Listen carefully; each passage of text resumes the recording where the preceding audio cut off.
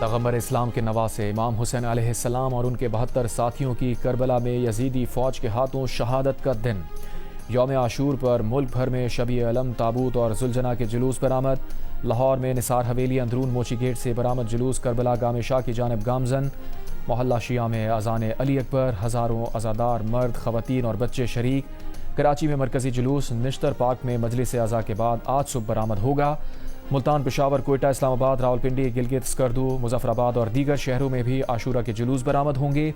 کربلا میں 3 روز کی بھوک اور پیاس کے بعد قتل امام حسین اور ان کے ساتھیوں کی یاد میں نیاز اور سبیلوں کا انتظام ہے۔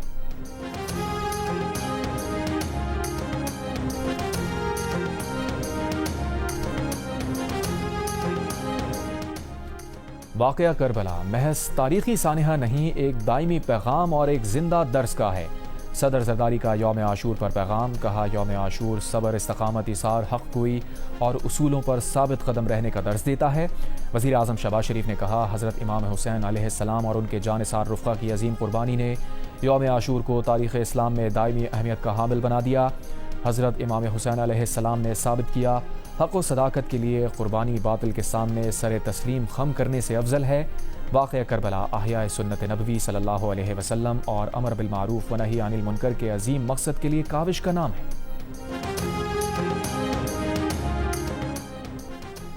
امریکہ کا ایرانی پاسداران انقلاب کے ساتھ براہ راست رابطے کا فیصلہ۔ امریکی نائب صدر جے ڈی وینس کا برطانوی نیوز ویب سائٹ کو انٹرویو، کہا امریکی سیٹکام اور ایرانی پاسداران انقلاب کے حکام دوحہ میں ملاقات کریں گے، اختلافات ختم کرنے، معاشی امارات اور تعاون پر بات چیت ہوگی۔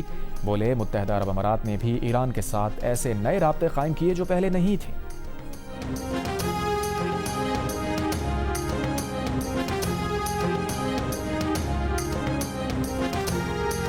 ایران کا ابنائے ہرموز سے 4 آئل ٹینکرز کو واپس مڑنے کا حکم۔ برطانوی اخبار فائنینشل ٹائمز کے مطابق جہازوں نے ایرانی پاسداران انقلاب فورس کی ہدایت پر راستہ تبدیل کیا۔ اس سے قبل عمان نے ابنائے ہرموز میں جہازوں کو عارضی بحری راستہ فراہم کیا تھا۔ عمان کے جنوب مشرقی ساحلی علاقے میں کارگو جہاز پر پروجیکٹائل حملے کی اطلاع۔ امریکی حکام کا دعویٰ ہے کہ عمان کے قریب جہاز پر ایران نے فائرنگ کی تھی۔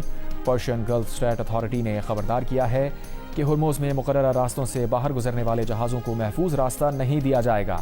غیر مجاز راستوں سے گزرنے کے نتائج کی ذمہ داری جہاز کے مالک، آپریٹر اور کمانڈر پر ہوگی۔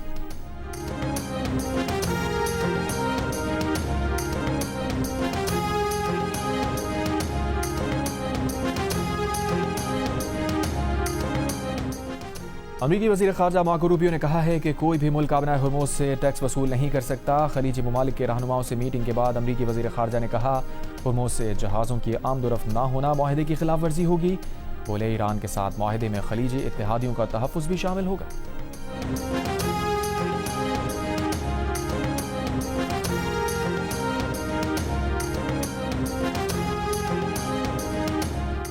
نائب وزیر اعظم اسحاق ڈار کا کہنا ہے کہ پاکستان کو تنہا کرنے کا خواب دیکھنے والوں کو رسوائی کا سامنا ہے۔ آج دنیا پاکستان کو امن کے علم بردار کے نام سے جانتی ہے۔ وزیر اعظم اور فیلڈ مارشل نے امن کے لیے دن رات کوششیں کی، خطے میں قیام امن یقینی بنایا۔ لاہور میں داتا گنج بخش کے مزار کو غسل دینے کی تقریب سے گفتگو کرتے ہوئے نائب وزیر اعظم نے کہا پاکستان پیس میکر بن گیا ہے، اب ہمیں معاشی قوت بننا ہے۔ وزیر اعظم شہباز شریف نے ڈوبتی معیشت کو سہارا دے کر دوبارہ پٹری پر ڈالا، اب استحکام اور نمو کی طرف بڑھ رہے ہیں۔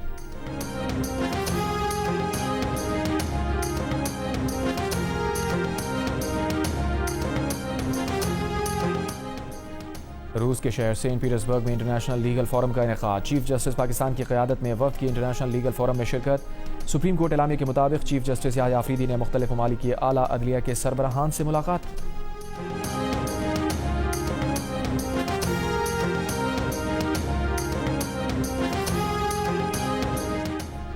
آزاد جموں کشمیر کے آئی جی پولیس لیاقت علی ملک نے کہا ہے کہ شرپسند عناصر کشمیر کی صورتحال سے متعلق جھوٹا پروپیگنڈا کر رہے ہیں، مصنوعی ذہانت کے ذریعے نئے سے نئے بیانیے بنائے جاتے ہیں۔ مظفر آباد میں پریس کانفرنس کے دوران کہا غیر ملکی نشریاتی ادارے نے اپنی خبر میں بے بنیاد اور حقائق کے منافی الزام لگائے۔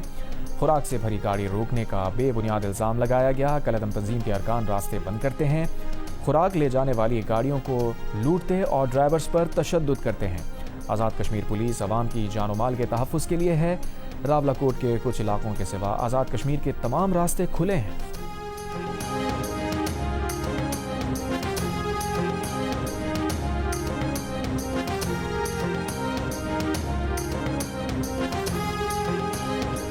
سرگودا میں زیادتی کے بعد قتل کی گئی 7 سالہ بچی کے کیس کا ملزم مبینہ پولیس مقابلے میں مارا گیا۔ ملزم کے اہل خانہ نے اس کی لاش لینے سے انکار کر دیا۔ اہل علاقہ نے آبائی قبرستان میں تدفین بھی نہیں ہونے دی۔ بچی کے ابتدائی پوسٹ مارٹم رپورٹ بھی سامنے آ گئی۔ بچی کی شہرک کاٹی گئی جس سے اس کی موت ہوئی۔ بچی کے چہرے اور ماتھے کی ہڈیاں ٹوٹی ہوئی تھیں۔ چہرے سمیت جسم کے مختلف حصوں پر تشدد کے 7 نشانات پائے گئے۔ رپورٹ میں بچی سے زیادتی کی بھی تصدیق ہوئی ہے۔ بچی کے لواحقین کا مطالبہ ہے تمام ملزمان کو انصاف کے کٹہرے میں لایا جائے۔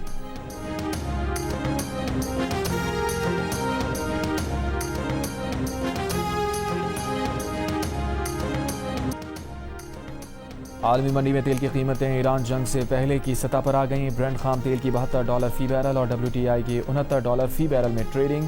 UAE مربن $66 فی بیرل کی سطح پر موجود۔ امریکہ کی سپریم کورٹ نے صدر ٹرمپ کو بعض مائیگرنٹس کو نکالنے، دیگر کو داخل ہونے سے روکنے کا اختیار دے دیا۔ سپریم کورٹ نے ٹرمپ انتظامیہ کو یہ بھی اختیار دے دیا کہ وہ ہیٹی اور شام کے ہزاروں پناہ گزینوں کو انسانی بنیادوں پر حاصل امریکہ میں 1 اشرے سے زائد رہائش اور کام کرنے کا قانونی درجہ ختم کر سکتی ہے۔ 9 میں سے 6 ججز نے ٹرمپ انتظامیہ کے حق میں، 3 نے مخالفت میں فیصلہ دیا۔ اختلافی نوٹ میں جسٹس سوریا نے کہا، سرحد پر پناہ کی درخواست دینا امریکہ میں داخلہ تصور ہونا چاہیے۔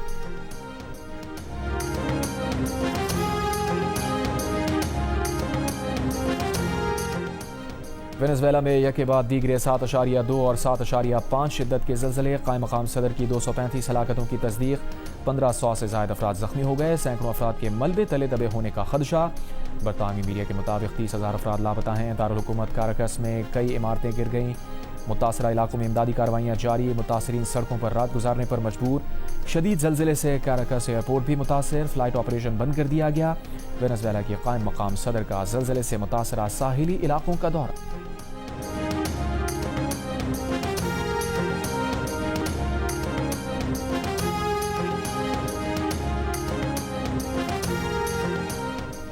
فیفا ورلڈ کپ میں ایکواڈور نے جرمنی کو 2-1 سے شکست دے کر ورلڈ کپ کے ناک آؤٹ راؤنڈ میں جگہ بنا لی۔ آئیوری کوسٹ نے کوراساؤ کو 0 کے مقابلے میں 2 گول سے ہرا کر ناک آؤٹ مرحلے کے لیے کوالیفائی کر لیا۔